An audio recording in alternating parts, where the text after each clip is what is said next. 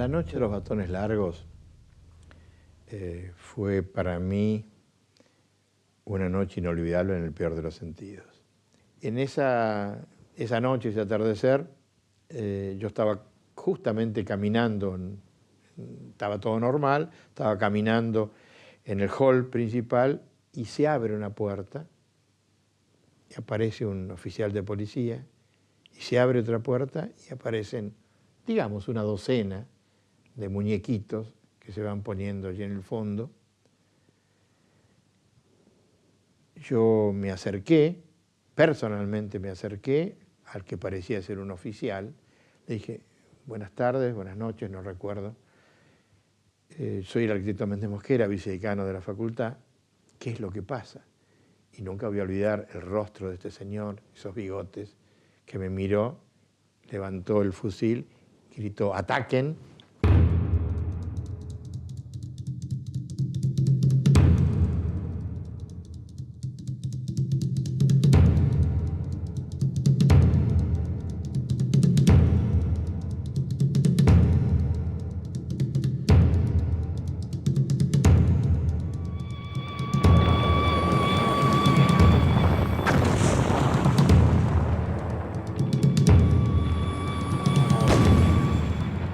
En el año 1955, las Fuerzas Armadas consuman un nuevo golpe de Estado. La autodenominada Revolución Libertadora abre un nuevo capítulo en la historia trágica de la Argentina.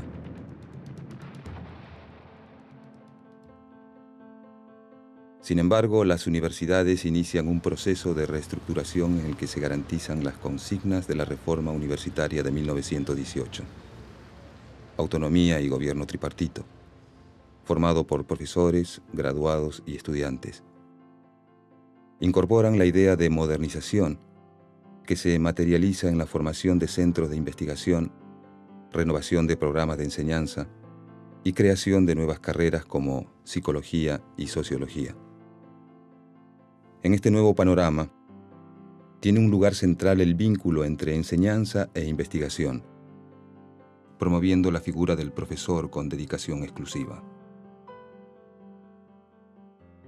Una de las facultades que lidera este periodo de transformación es la de Ciencias Exactas y Naturales, instaurando los conceptos que habrán de regir a la universidad en los planos técnico, científico e ideológico por los próximos 10 años.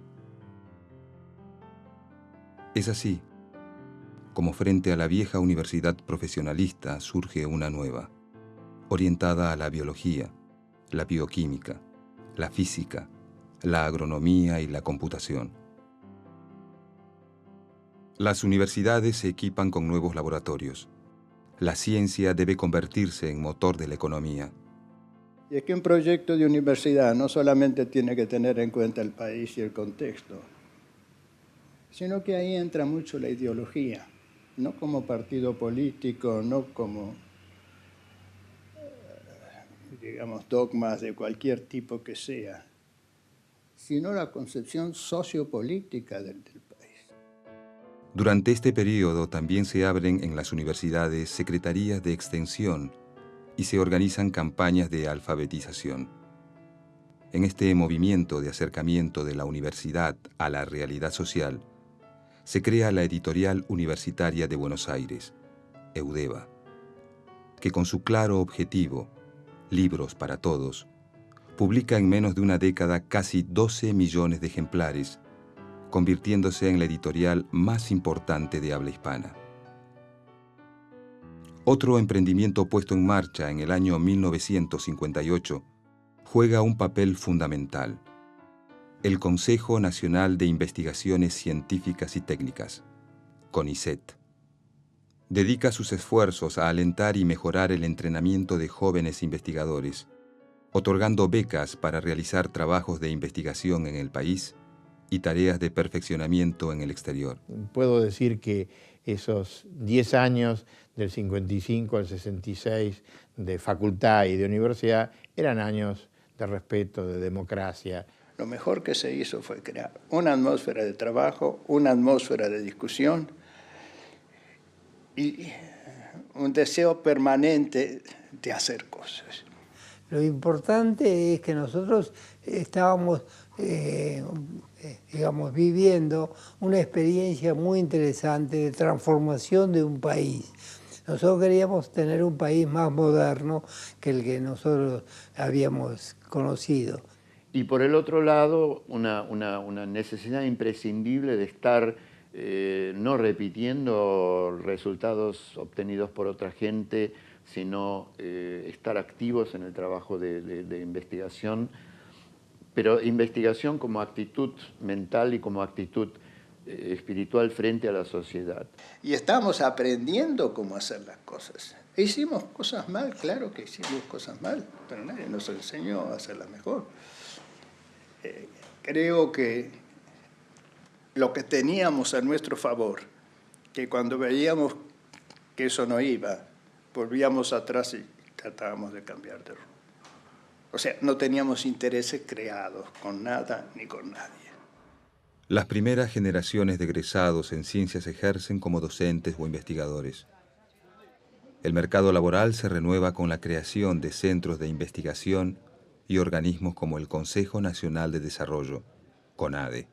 Se trató de entender que había habido un salto cuántico, como dicen los físicos, un salto brusco, no un pequeño saltito para mejorar tal o cual materia, sino que históricamente entrábamos en otra etapa.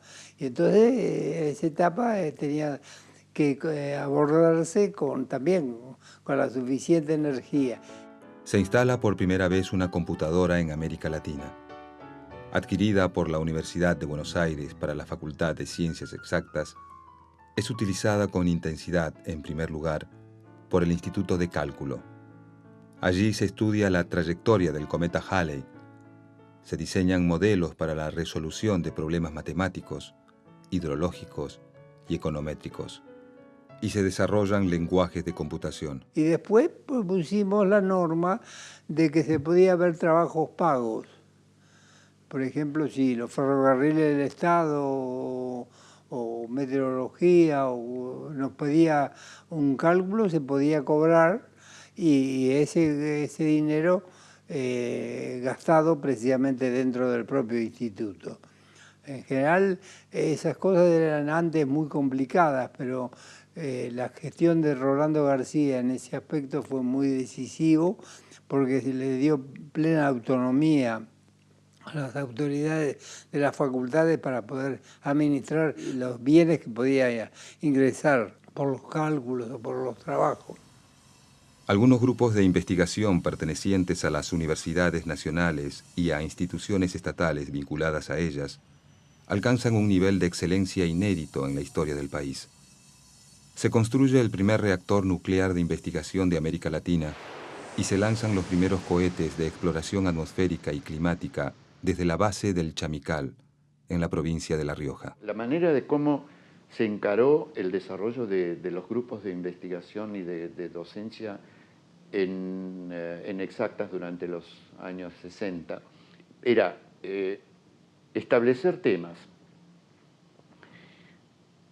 mandar a jóvenes recién recibidos a doctorarse o a formarse en esos temas en el exterior, pero eligiendo nosotros los temas. Por ejemplo, cinética en fase gaseosa. Eso es un tema que es interesante para nosotros por tal y tal motivo, porque tiene un efecto multiplicador, porque tiene aplicaciones en distintos ámbitos de la industria química. Ese es un tema que nos interesa. Electroquímica, también, X razones, vamos a hacer investigación básica en electroquímica, pero elegimos el tema en función de sus posibles bifurcaciones en otros ámbitos. Entonces, esta gente ya formada, con un doctorado hecho, etcétera, forma un núcleo, viene su profesor por un año para ayudarnos a orientar la cosa y bueno, ahí ya después el grupo va a empezar a funcionar. En el año 1958, al asumir como presidente Arturo Frondizi, se propone reglamentar el Decreto Ley 6403, que además de referirse a la recuperación de la autonomía, incorpora, el polémico artículo 28, que autoriza la creación de universidades privadas. Buenos Aires.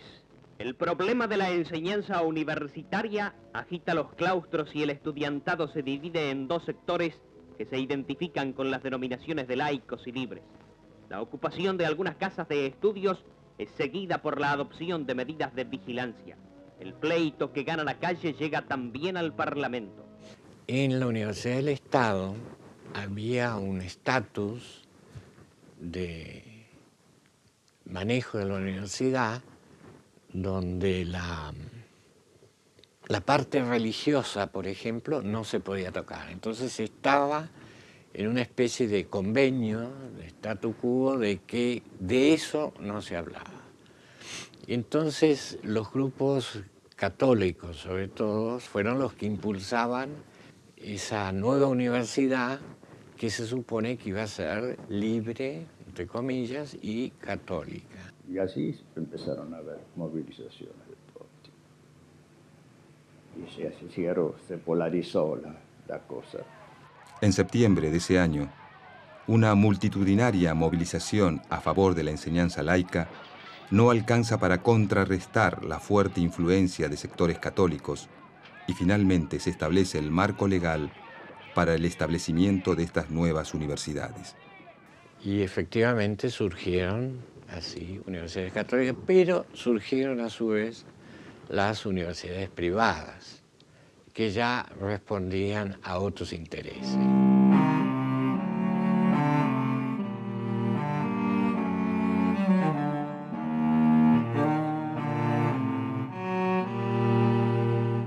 Era una universidad politizada, aunque también, por eso era muy rica, ¿no? Porque era politizada por un lado y muy académica e investigativa por el otro. ¿Para qué la ciencia? ¿Para qué científicos? Simplemente para tener mejores automóviles, mejores casas.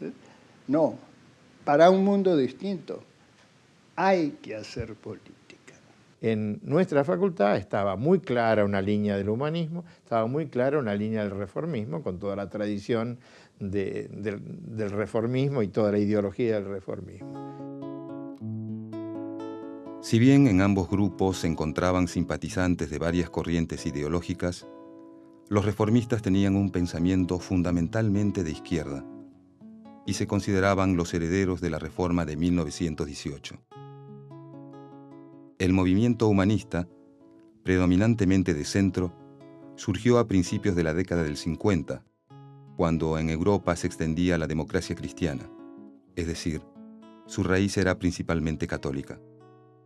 El sector humanista se comportó de una manera que nos hizo aliados en muchos de los proyectos y desarrollos de la universidad, en tanto universidad, independientemente de hablar del contexto de país, del contexto nacional, etc. Si no hablábamos de eso, había una comida, como respondían, digamos, a un plan universitario sin intereses así de grupo. Esos son los humanistas, porque hubo un sector de la Iglesia representado, sobre todo entre los graduados, profundamente reaccionario, profundamente imposible incluso de tener diálogo. De ahí tuvimos una oposición muy, muy grande, pero muy grande. Y eso sí estaba dirigido desde afuera. Con el peronismo proscripto, el 12 de octubre de 1963, asume la presidencia el doctor Arturo Illia. Había ganado las elecciones con el 25% de los votos. Es otro gobierno civil débil, condicionado desde su origen por fuertes presiones de sectores militares, sindicales y sociales de distinto signo. Illia, a pesar de haber llegado al poder con una cantidad de votos pequeña, continuó en la universidad, por lo menos permitió que la universidad se siguiera desarrollando con mucha calidad, talento, etc. Buenos Aires, recordando sus años mozos cuando era estudiante, el presidente electo Dr. Ilía realizó un espontáneo deseo: visitar la Facultad de Ciencias Económicas. Esta es la antigua sede de la de Ciencias Médicas en la que el presidente cursó sus estudios. Quedó en el ambiente la seguridad de que el Dr. Ilía se abocará de inmediato a los problemas universitarios.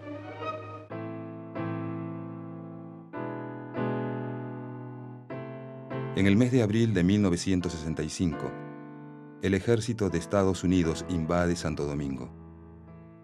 En Buenos Aires, en una marcha de protesta contra ese ataque, muere un joven universitario. Meses más tarde, durante un acto realizado en homenaje al general Roca, un grupo de estudiantes arroja monedas desde la terraza de la Facultad de Ciencias Exactas a los uniformados allí presentes. Estos hechos sentarán un peligroso precedente en la ya tensa relación entre la policía y los universitarios. En ese mismo año, en la Universidad de Buenos Aires, después de una reñida elección en la que participa el doctor Rolando García por el reformismo, el decano de la Facultad de Ingeniería y representante del humanismo, Hilario Fernández Long, se convierte en el nuevo rector. Hilario Fernández Long es la demostración de esa convivencia pacífica, democrática que tenía esa universidad. Entretanto, en el país se está viviendo un momento de indefinición. A 3 años de asumir, desgastado por una fuerte campaña de los medios de prensa y ante la indiferencia de la sociedad en su conjunto, el gobierno de Ilía tiene los días contados. En las últimas horas de la tarde del día 27 de junio, se agravó la tensa situación existente desde tiempo atrás en las Tres Armas, que había dado motivo a varias reuniones de los altos mandos militares y del Poder Ejecutivo. La grave crisis institucional culminó con la separación del doctor Arturo Illia del cargo de presidente de la Nación. Mientras esto ocurría, las tropas fueron ocupando los lugares claves de la ciudad para mantener un orden que en ningún momento fue alterado. Los ministros, que habían sido llamados con urgencia, llegaron a la Casa de Gobierno para realizar una reunión de gabinete, a cuyo final todos presentaron sus renuncias.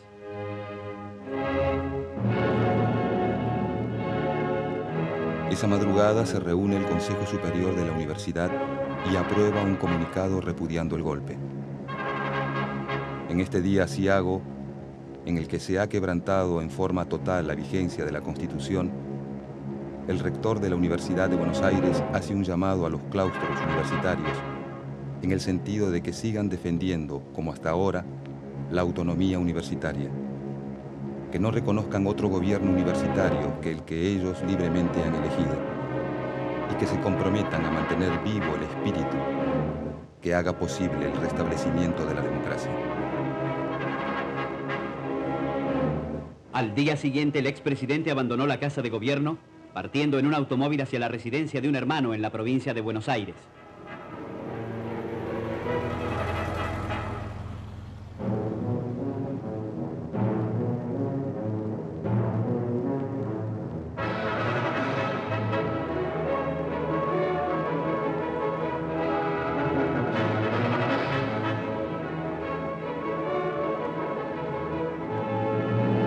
Pocas horas después, los 3 comandantes en jefe asumieron la conducción temporaria del gobierno.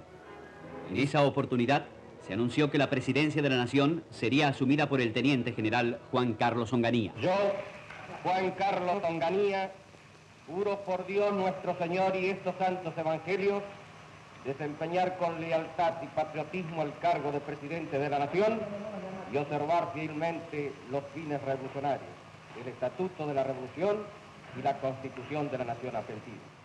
Yo me acuerdo que el yerno de él estaba estudiando arquitectura.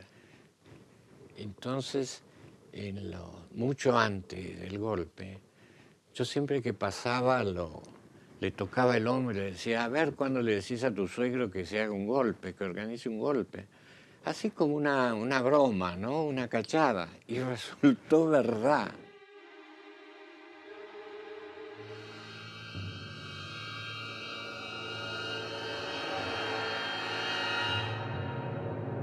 El nuevo régimen, autoproclamado Revolución Argentina, viene a imponer el orden. Como primeras medidas, disuelve el Congreso, destituye a la Corte Suprema de Justicia, interviene las provincias y prohíbe toda forma de actividad política. Con auténtica expresión del espíritu argentino, se inauguró la 23ª Exposición Internacional de Ganadería, Agricultura e Industria de la Sociedad Rural Argentina, con la presencia del presidente de la República, autoridades nacionales y diplomáticos. El general Onganía arribó a la fiesta en una carroza descubierta tirada por 4 caballos, reanudando así una vieja tradición. En la misma carroza había paseado en 1910 la infanta Isabel. Son los años de la Guerra Fría y de la Revolución Cubana. Para las dictaduras militares que gobiernan Latinoamérica, los enemigos externos se convierten en la amenaza roja dentro de sus fronteras. La universidad permanece como una isla democrática en un país que ya no lo es. Estábamos claramente identificados como foco comunista, petardista, etcétera, etcétera. Nos hicieron esa fama y estábamos claramente. Entonces era el centro que había que destruir. Los únicos 2 entidades dentro del país que sacaron declaraciones públicas condenando el golpe fueron, por razones obvias, la Unión Cívica Radical y la Universidad de Buenos Aires. La verdad, cuando se produjo el golpe, yo diría que casi todos esperábamos, por lo menos yo recuerdo en la Facultad de Filosofía y Letras, que rápidamente se iba a producir la intervención. Decretamos una especie de movilización permanente, tomamos las facultades, nos pasábamos, todavía la Facultad de Exactas estaba en el viejo edificio de la calle Perú, y ocupábamos eso. Y esos 30 días después de entre el golpe y la noche de los bastones largos, y fueron 30 días de temor, desesperación, rumores, agresiones. Entre los objetivos del gobierno de Onganía en lo referente a la política educativa, se destacan la necesidad de neutralizar la infiltración marxista y erradicar la acción del comunismo. El Ministerio de Educación se transforma en Secretaría y pasa a depender del Ministerio del Interior. Carlos María Geli Oves, subsecretario de Educación. Álvaro Alzogaray, representante del régimen ante los Estados Unidos. Y el periodista Mariano Grondona fueron algunos de sus ideólogos. Todos se niegan hoy a dar su testimonio, salvo Roberto Roth, subsecretario legal y técnico del gobierno de Onganía, un crítico de la universidad de los años 60.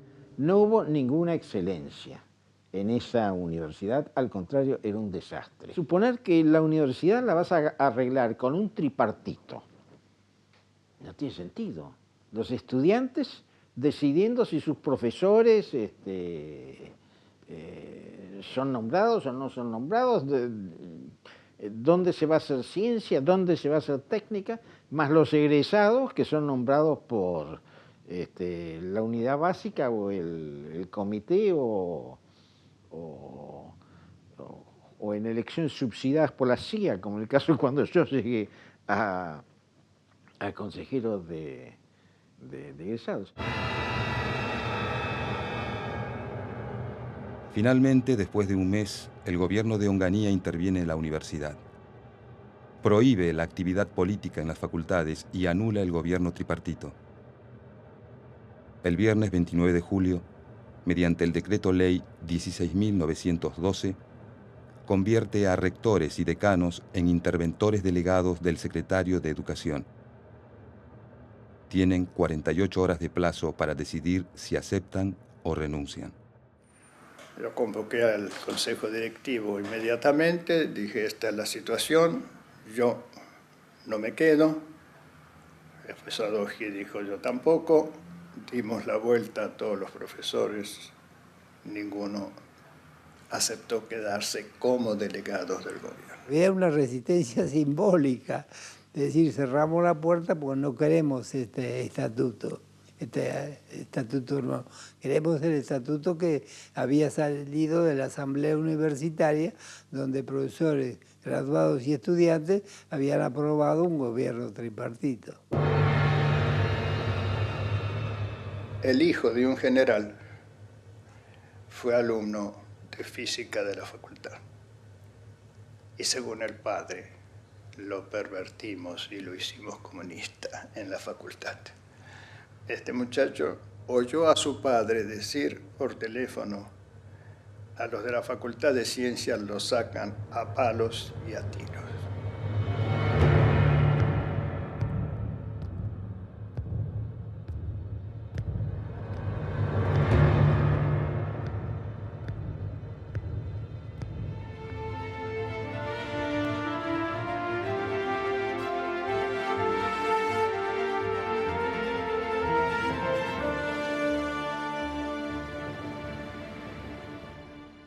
En ese momento aparece la noticia de que la policía entraba en la facultad.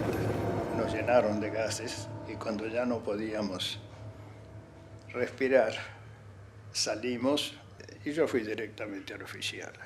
Le digo: ¿por qué han entrado ustedes aquí? De acuerdo con este gobierno, yo sigo siendo decano de acá. Y había un tipo bastante más corpulento que yo al lado de él, con uniforme, hijo de puta. Y pegó un palazo en la cabeza, me tiró al suelo. Pegaba muy bien, como para que no hubiera muertos, digamos. Había heridos, algunos profesores y otros, había algunas mujeres, eso fue lo que más me chocó. Y yo ya estaba tan caliente que salí y me puse a insultarlo, ¿no? A grito pelado, porque veía cómo le estaban pegando a los muchachos, era realmente vergonzoso.